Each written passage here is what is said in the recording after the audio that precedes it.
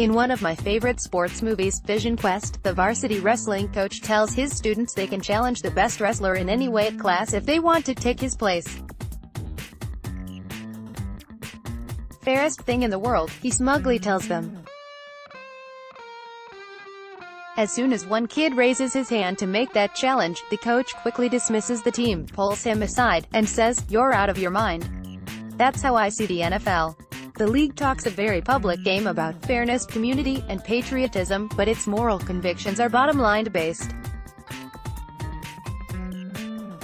Now, instead of having played fair with Colin Kaepernick and Eric Reid because it's the right thing to do, the league has been forced to settle a grievance launched by the pair that alleged the NFL's team owners had blackballed them for protesting during the national anthem.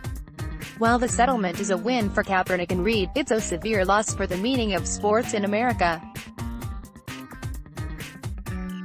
We constantly question the appropriateness of athletes as role models in America. Do they show the qualities of character that we would like our children to embrace? Every act they perform is reported, analyzed, and judged by sports commentators and the public.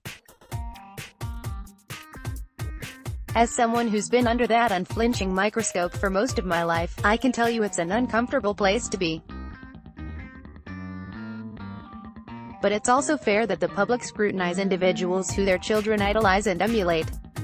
The Kaiser Family Foundation survey conclude that famous athletes rank second, 72% behind parents, 92% as people children look up to or want to be like. Because of that important influence, we should be vigilant in who we promote as heroes. Hall of Fame quarterback Joe Montana did some damage to that ideal when he told a reporter in 2015 that the Super Bowl winning 49ers were known to skirt the rules.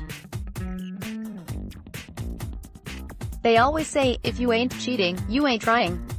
The New England Patriots Deflategate saga didn't help either. That's why we need to apply the same intense scrutiny to sports teams and their owners as we do to the individual players like Kaepernick and Reid. Sports is a major symbol of American values of fair play, sportsmanship, dedication, sacrifice, discipline, and teamwork. In many parts of the Midwest and the South, high school football is America. But the NFL is putting all that in jeopardy when it refuses to take a leadership role in standing up for the Constitution, and the rights of athletes like Reid and Kaepernick to protest peacefully, instead of cowering in the ticket booth counting money, afraid to offend people who place entertainment over ethics. Compromising the integrity of the sport teaches kids the wrong lesson, which is especially damaging when football is facing such a shaky future. The National Federation of High School Associations' recent survey, for example, showed a decade-long decline in football. Some of that decline can be attributed to fears over concussion, another topic in which the league has often failed to cover itself in glory. Even more significant is that professional football has a crisis of conscience, and that it doesn't really have one. The now familiar on-field patriotic displays and fighter jet flyovers are patriotism for hire. The military pays millions to have soldiers parade around the field and sing "God Bless America" before games.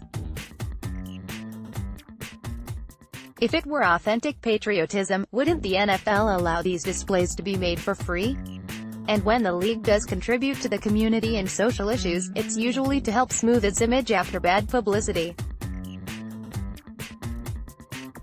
Following the player backlash to the NFL punishing players who took a knee, the NFL and a group of about 40 players reached an agreement that the league would contribute $89 million over 7 years to fund projects dealing with criminal justice reform, law enforcement, community relations, and education. The NFL's like a naughty kid, is it sorry because it did wrong or because it got caught?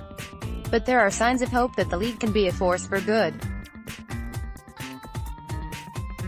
In January, the NFL, in conjunction with the Players Coalition, launched a social justice platform called Inspire Change, emphasizing education, economic development, and community and police relations.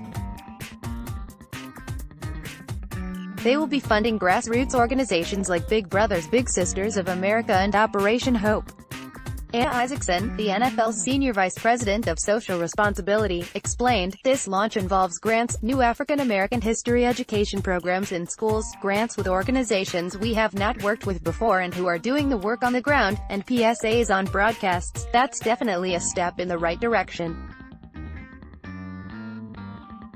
I'd like to see 2019 as the rebirth of the NFL as a vibrant leader in sports, dedicated to supporting the values of the country as expressed in the Constitution, rather than pandering to the narrow minds of those who mistake parochialism for patriotism. Playing to the dwindling core is a losing strategy, in politics and in football." Kareem Abdul-Jabbar is an NBA Hall of Fame member and recipient of the 2016 Presidential Medal of Freedom. His personal website can be found here.